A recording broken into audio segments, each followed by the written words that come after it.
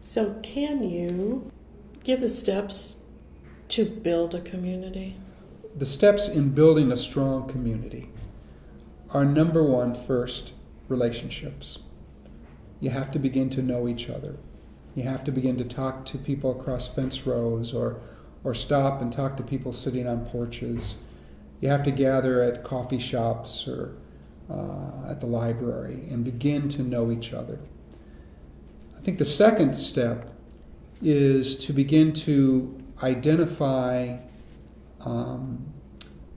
new leaders and residents who have not been part of the conversation. In every neighborhood, there tends to be a core of people that are always involved, but how do you move that conversation and expand that pool of persons who really begin to take ownership of what's happening? The third thing I think is vital is you need to train people, especially when you're dealing with people that perhaps haven't had college or haven't had any professional training, to help them understand, how do you lead a meeting? How do you participate in a meeting? How do you organize around a problem? How do you impact legislation? How do you influence politicians? All of that are tasks and talents that people need to be taught. Then I think the next step is having a plan, developing a plan that everyone kind of vets, shares, owns, cares about. And then finally, having a process that allows you to implement that plan, move it forward, update it, evaluate it.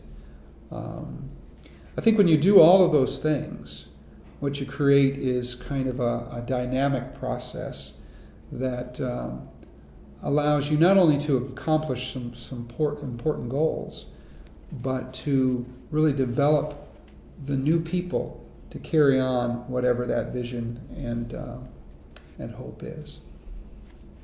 I understand in looking at your up-to-date plan that there are many partners involved in getting the task done.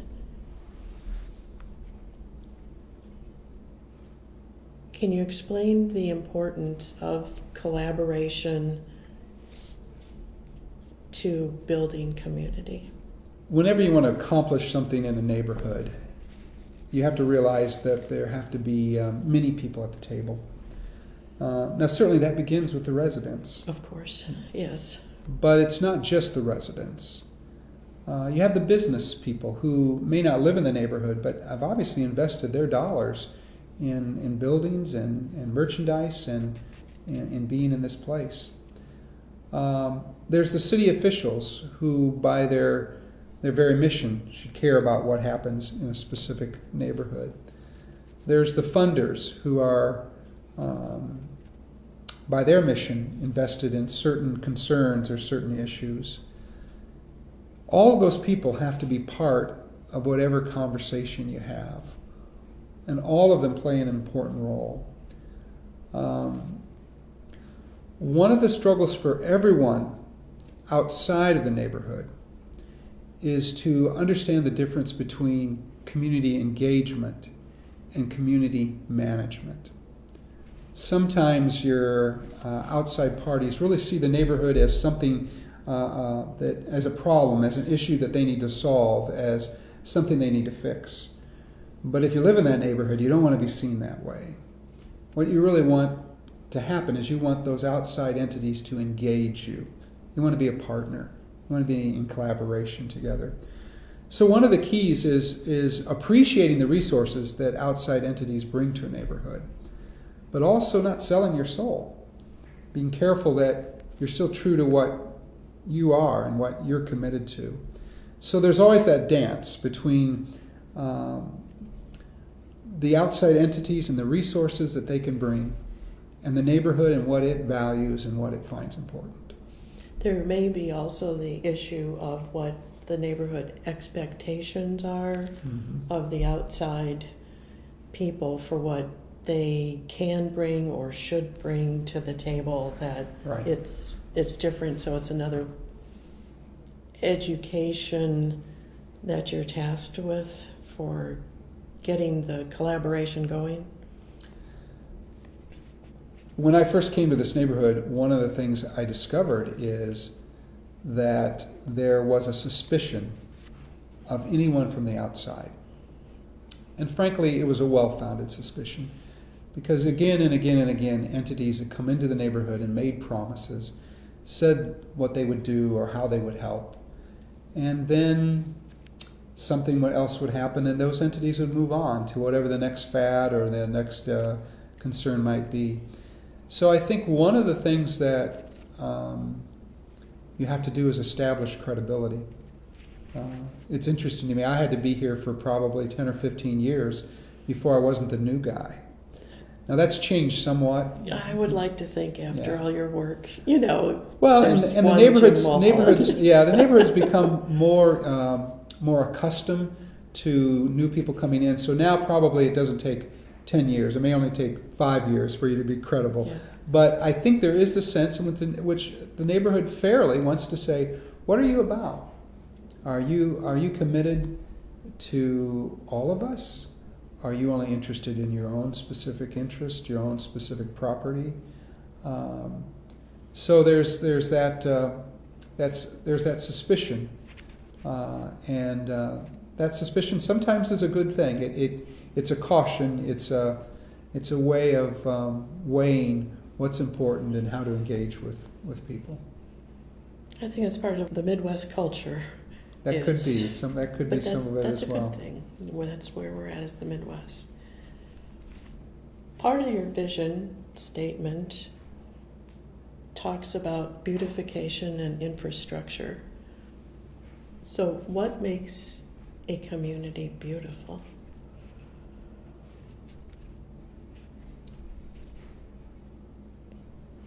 And we can go on. No. That's a good question. It's a good question.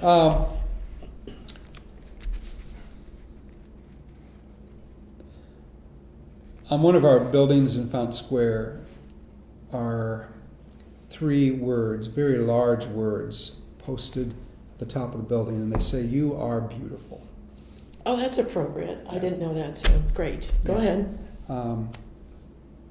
The letters "You are beautiful" are on one of our buildings, and that's part of a national program.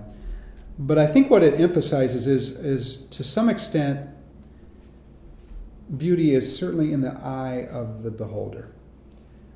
For some people who drive through our neighborhood, I'm sure it looks like a neighborhood of old houses, of decaying streets. For those of us who live here, it's a neighborhood full of character. It's a neighborhood full of diversity and history. It has its rough edges, but it has its beauty in the streets that we have that are lined with 100-year-old trees, or the parks that have been in our neighborhoods for over 100 years. Yes. So I think what makes a neighborhood beautiful really comes largely from a commitment to that neighborhood. And then out of that commitment becomes that additional efforts to make it even more beautiful. But you have to see it as beautiful to start with. If you don't see that, then you're probably not going to stay around. You're probably not going to commit yourself to what's next. I agree. That sounds good.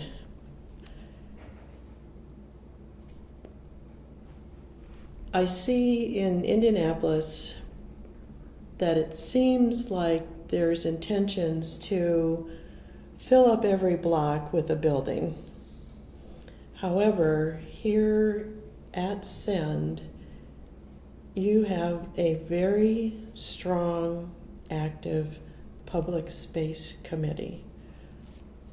How important is public space, open, perhaps green public space, to defining the character of the Send area? I think any city neighborhood struggles with 2 important values. One is density. Density drives economic development. Density drives public transportation. It drives political influence. So I think there is a realization that in the city, density is important.